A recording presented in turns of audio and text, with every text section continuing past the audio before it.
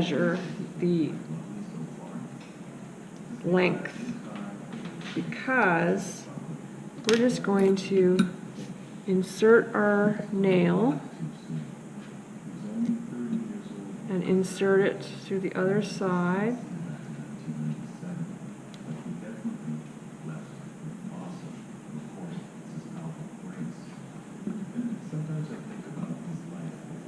Even though I use the same drill bit,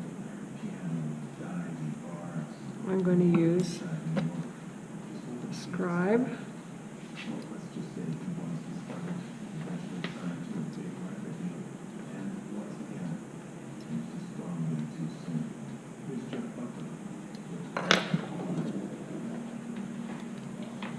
And that did the trick. So we're going to push it against the block as far in as it will